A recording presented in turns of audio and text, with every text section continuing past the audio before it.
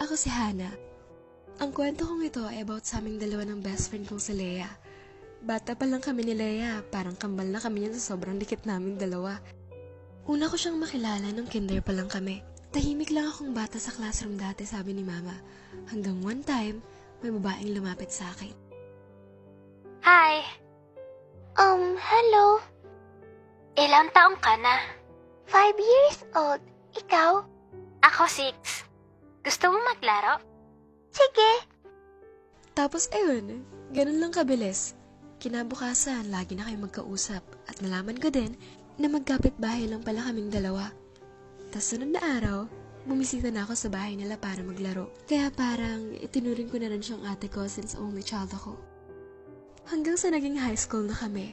Grade 7 kami noon nung naalala ko na may nanligaw na sa kanya. Wibe, kilala mo si Mike? Yung sa kabilang section? Oo, yun. Bakit? Ano meron? Nag-chat sa akin kahapon, be. Sabi niya crush niya daw ako. Oh, ano sabi mo? Sabi ko, ew. Bata-bata pa natin tas naniligaw na agad siya. Tama nga naman, ang bata pa natin pero type mo ba? Hindi. Ang liit kaya niya. Pagkamalan pa akong ate nun. Nung una, wala naman akong naramdaman na magkakaroon ako ng kaagaw sa kanya. Kasi dun pa lang sa nangyari, alam kong hindi siya ganun ka-interesado sa boyfriend na yan. Sabi ko pa nga, tingin ko baka college pa to mag-boyfriend.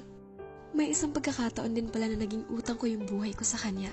Malapit lang kasi yung bahay namin sa ilog, kaya mahilig kaming pumunta ng kaming dalawa lang para tumambay. Uy, Be!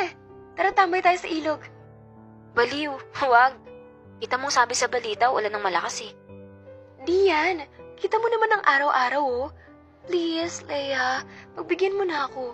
Nakakatamad dito sa bahay Ay, nako. Sige na nga. Basta pag umulan, uwi na agad tayo Sige! Napasarap yung paglalakad namin ni Leo nun sa ilog hanggang sa nakaawat kami kung saan wala nang masyadong bahay na malapit. At sa di namin inaasahan, biglang bumuhos ng malakas yung ulan. Tapos biglang lakas ng agos ng ilog. Sa dadaanan namin pabalik, may mga bato kaming tatawiran para makadaan pabalik. Dalian mo, Hana. Tumataas yung ilog, baka di na tayo makabot sa bahay niyan. Eto na, wait lang. Ang dulas kasi nitong... Hana? Leia, nadulas ako. Nakakapit ako dito sa kahoy. Ay, Diyos ko. Hana, kumapit ka sa kamay ko. Di ko maabot. Lumapit siya sa akin noon kahit alam niyang pwede din siya mapahamak kapag nadulas siya. Pero di niya yun inintindi. Mas inun niya pa rin ako kaysa sa kanya. Hawakan mo na kamay ko. Teka, ang dulas. Pagbilang ko ng 3, tumalong ka sa kahit anong matatapahan mo dyan. Hihilahin kita ng malakas. 1, 2, 3. Iyan yung araw na hindi ko makakalimutan. Hinatak niya ako at nakaalas ako sa agos ng ilog. Sobrang lakas nun. Akala ko mamamatay na ako. Pero dahil kay Leia, nandito pa rin ako ngayon. Kaya buong buhay kong tinatanaw na utang ko yung buhay ko sa kanya. Senior high school. Nung nag-senior high school kami, doon na nabago yung lahat. Dito namin nakilala ni Leia si Kyle. First day ng class namin sa senior high nung nakilala namin si Kyle. Hi, Hana. Ikaw si? Kyle, nice to meet you. Paano mo ako nakilala? Tinawag ka kasi ng kaibigan mo kanina tas narinig ko name mo. Okay. Bakit pala? May kailangan ka ba? Ay, hindi. Gusto ko na makipagkaibigan sana sa'yo. Ang dami natin Tas ako talaga yung una mong kakaibiganin? Bakit? May masama ba dun? Wala. Ang weird lang. Uy, Hana, tara na. Oh, sino siya? Kaklase daw natin. Kyle daw. Hi, nice to meet you. Kaibigan ka ni Hana? Oo. Best friends, actually. Since kinder. Napansin ko si Leia noon na titig kay Kyle. Tas napansin ko din na parang nag-iba yung aura niya. Kilala ko tong best friend ko na to. Matapang tas mataray minsan Pero nung kausap niya si Kyle, ay akala mo daig pa sanggol mag-baby talk. New transfer ka ba dito sa school, Kyle? Oo. Actually, galing akong province. Ah, kaya palang tangkad mo. By the way, Hana, nag-lunch ka na ba? Hindi pa. Mamaya pa yung lunch eh. Ayaw nga pala.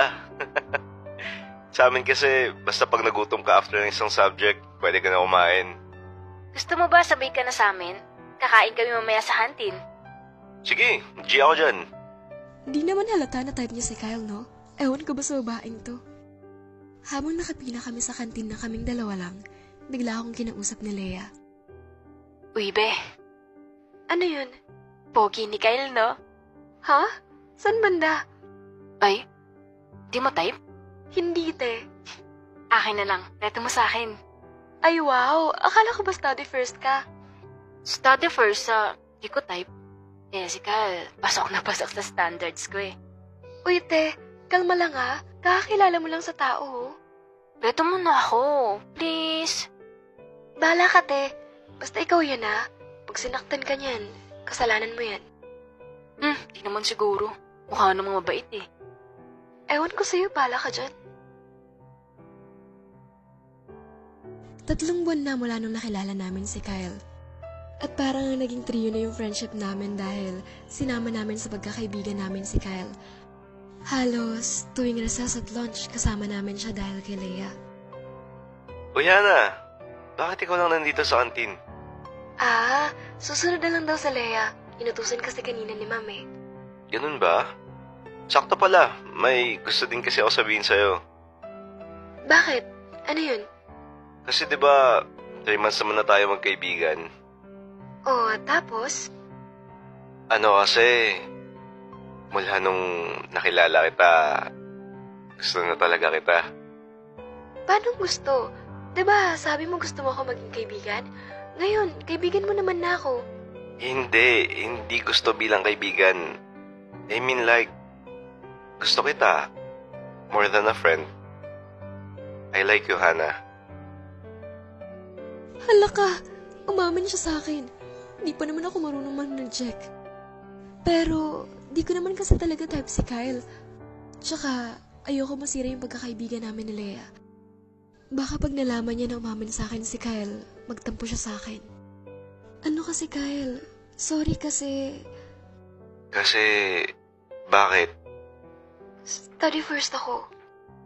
Eh di, antayin kita hanggang makagraduate. Hindi Kyle. Paano hindi? Ano din kasi, hindi kita type. Sorry.